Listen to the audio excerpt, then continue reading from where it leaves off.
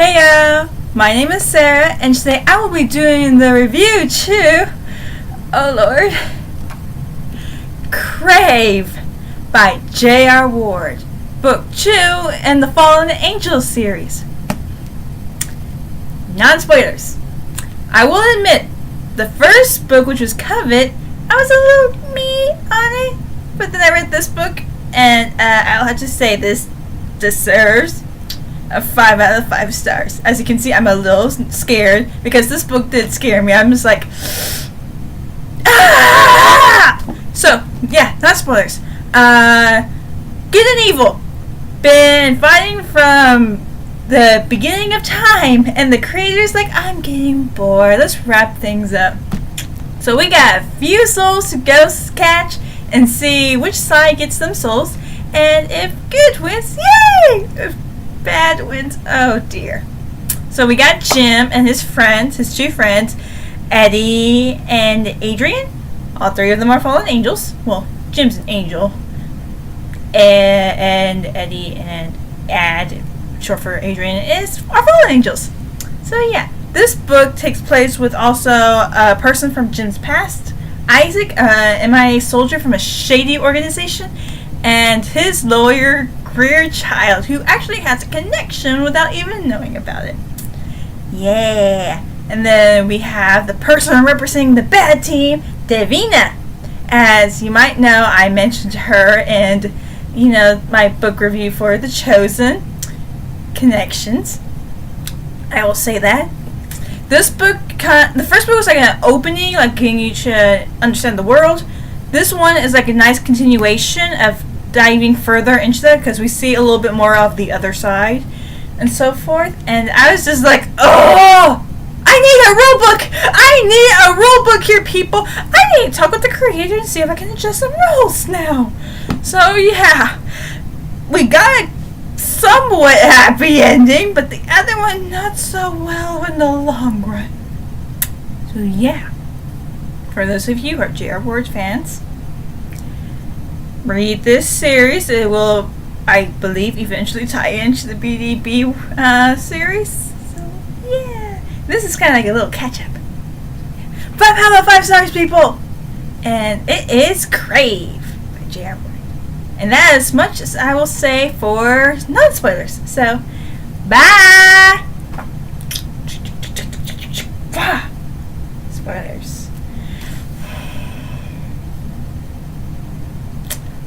Davina, you sneaky demon, which she is. And she plays a part in this book, and I'm like, oh! So yes, she's back.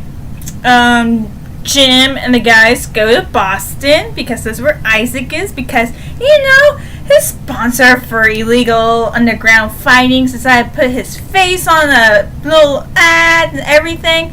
And their former boss, Matthias, everyone part of this organization has like some biblical name, it's after him. So because, he went MIA, and there's no such thing as MIA in this shady organization. You're either active in reserve or you're dead, or in this case in the coffin. Not so much. So Isaac gets arrested when their fighting gets, someone finds out about the illegal fights, and that's how he meets Greer. But apparently Matthias knew Greer's father, and thus connections, and Greer gets Isaac out. I think there is, speaking of connections in this book, because I remember last book, Vin, he could sense things. He had visions of tragic futures and stuff, like he knew when you were gonna die. In this case, Greer sees her dead brother as a ghost. Woo! Yeah. So I think there might be connections with like a supernatural thing going on. So who knows, someone in the next book might have that. And her brother name was Daniel. He died from a ODing, but turns out that was Matthias' goons that did that so they could get Greer's father under control. And you know what's the real kicker in this story? So apparently we have souls to collect, see who gets more souls on either side, and the one with most souls win. Jim believes it's Isaac. So him and the guys go there to save Isaac's soul. Well, it's kind of hard considering the guy wants to leave town the moment Greer gets him out. Luckily, he has a conscience, meaning he owes Greer $25,000, I believe, and he wants to pay her back because he doesn't feel so well with owing her. He's kind of a good. I mean, he has that soldier / killer part with him. Like, he's an assassin. He does well for certain missions. He has to have certain motivation. And then he's like all polite to Greer. She picks up on that just as fast as the idea. It's like, oh, he has manners. And you can't believe that this tall, scary looking guy with a big ass Grim Reaper tattoo with tally marks is a bad person. It's like, meh. It's like, and so, Greer invites him to her house. Like, this is like a 3-day thing. She invites him to his house. He's all there. Jim shows up thinking he's got to talk with him and stuff. But Davina, she gets her little claws into Isaac already by stealing a sweatshirt that belonged to him with blood on it. And she's like going all into his nightmares and stuff. It's going like, ah! I have found her weakness. I have found Davina's weakness and I will use it. Because we find out that not just Adrian, but Eddie had past experiences with Davina. I have no clue why the guys, the 4 angels in the clouds, Nigel, Colin, I don't care for the other two because they don't seem that much important. They allow certain things to happen because they can't break their rules or they'll forfeit the match, and that would be bad in the long run. Same thing for the evil side, but Davina, she knows how to twist them rules. So it's like both Adrian and Eddie were both like tortured and tormented and sexually assaulted by Davina. She's left her little marks all over them, sometimes literally, most of the times figuratively in the head. It's like you see them and Jim's all like mad and stuff, and he basically works on for his anger emotions, and I'm all cool with that, even though it makes you do stupid things in the long run sometimes. But then, so Jim put like a homing beacon on his body. Matthias shows up, sees Jim, thinks he's a ghost or whatever, and Jim knocks him out. And Davina shows up, threatening to kill Matthias. And of course, Jim, he's thinking, you know what? I want natural causes to take out Matthias. I don't want to be on Davina's terms. Dude, that guy basically made your life a living hell, and you try to get out. And he's a douche.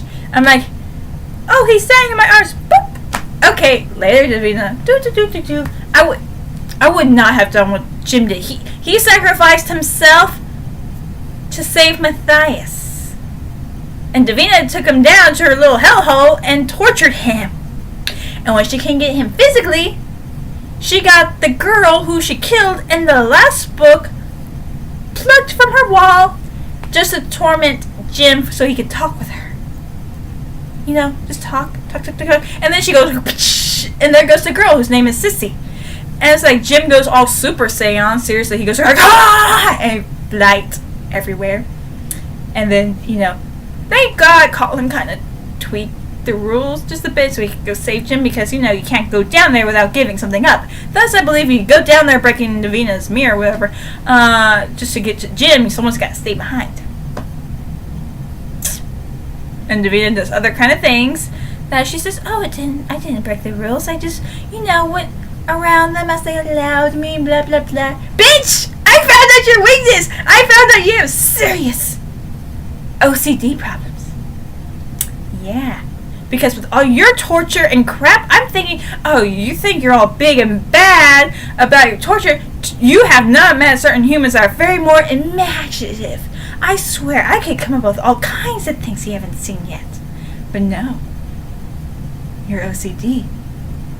You're so OCD, and you got crap on the earthling planes.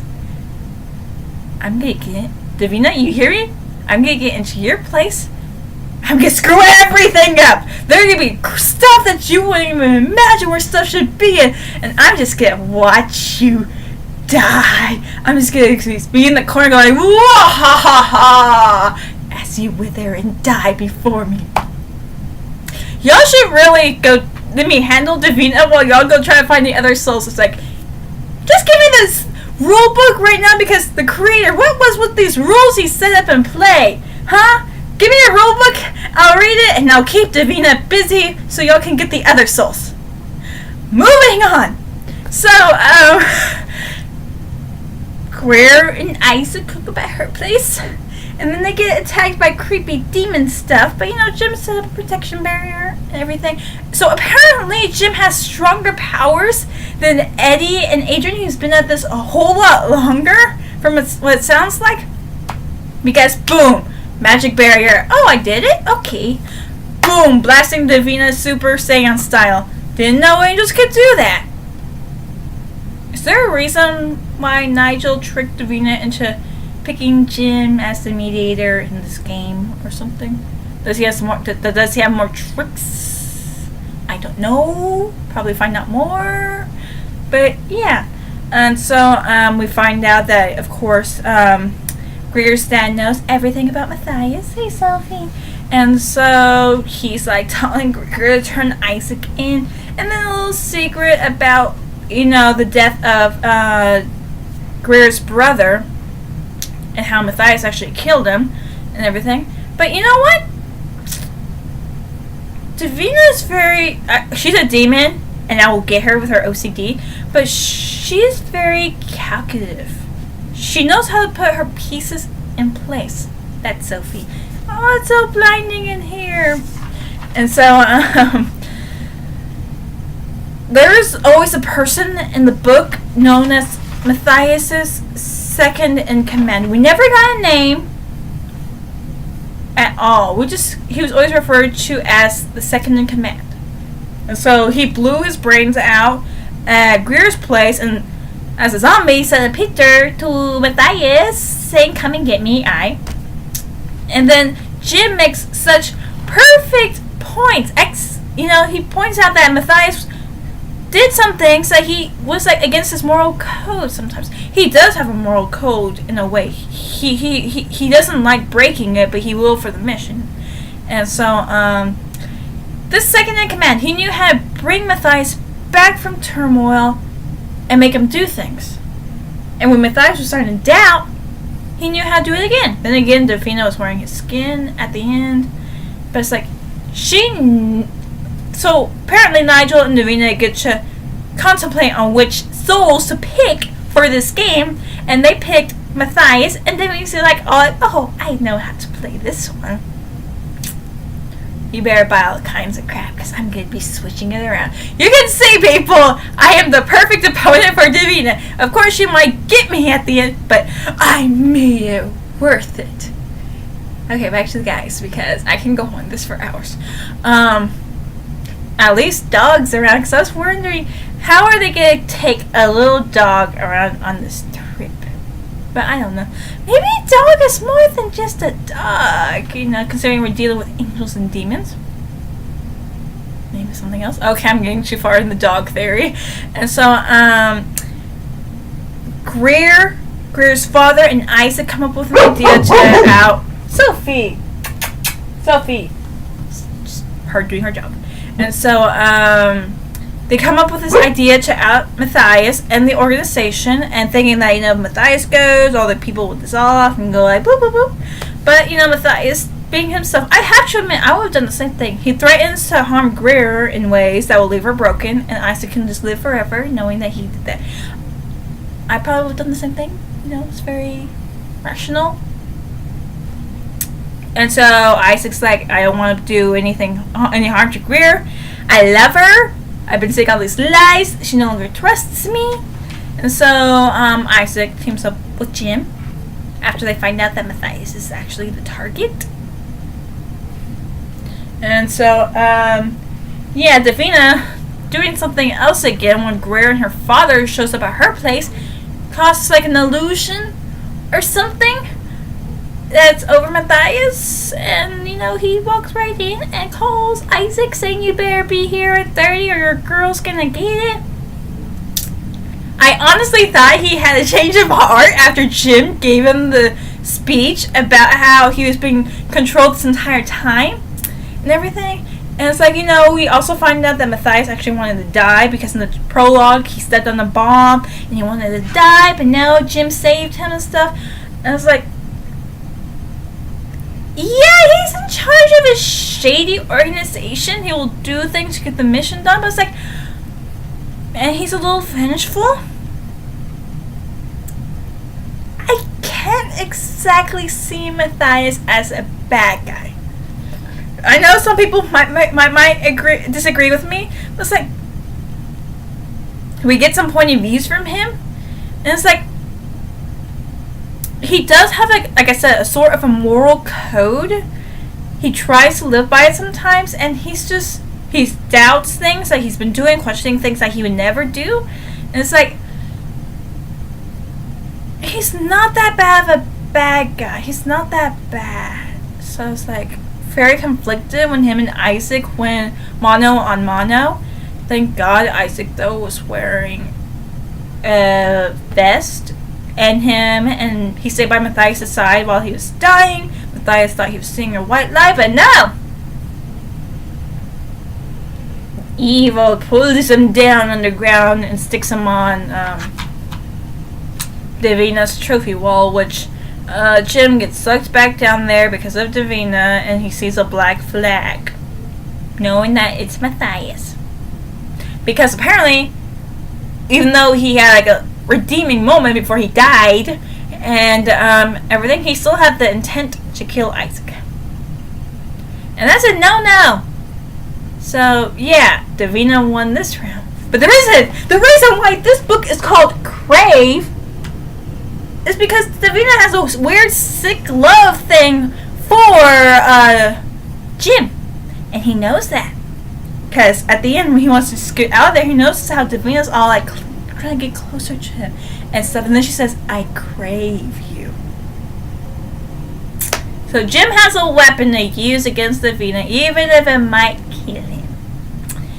Jim, Adrian, and Eddie, along with Doug, go back to Codwell to regroup and see who's going to be round 3. It's been a week. Greer has not seen Isaac, but then he comes back moments before Daniel, Greer's ghost brother, says he's going to move on now after hanging around for so long, and that if it's a boy, name him after me. Because Isaac and Greer are getting it on. Without no protection. Woo.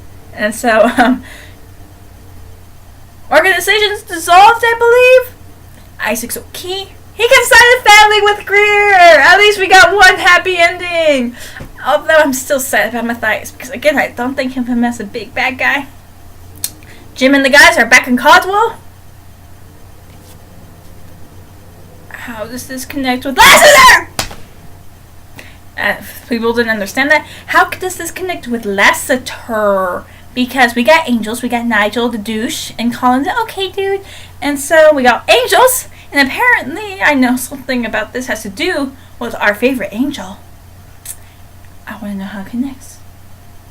Because I know this book is going to somehow, eventually, I don't know if it's the next book, but eventually fall into the BDB world. And Davina's already got her claws in our world, and my precious BDB world, with that stupid book. And seriously, I need this rule book from the creator, because these rules are bogus. Really, we need someone, we need a third party going like, okay, now, let's see, rule number 1, no, we can't have that, it'll be so conflicting. Rule 2, no, we gotta scratch this out because it's pointless. Rule 3, we might be able to amend it. We seriously need a third party in here to go over these stupid rules because they are so stupid, and one person's taking advantage of it, the other party's too afraid to break it, and it's like, that leaves Jim with his arms tied behind his back and everything. So yeah, we got a third soul to go after, and we hope that Team Good Person wins. So, yeah. The war is on! Raise your flags, grab your weapons, we are taking this bitch down! Home front! If you want to mess with Davina and create more time for Jim to finish the mission, follow me! Because I am getting this demon. I am getting Davina. We know her weaknesses, and we are doing it. We are exploiting those weaknesses. So, Crave, Book 2 in the Fallen Angel series by J.R. Ward. 5 out of 5 stars. Wonder what's going to happen next in the battle for human salvation. So, yeah. My name is Sarah, and bye!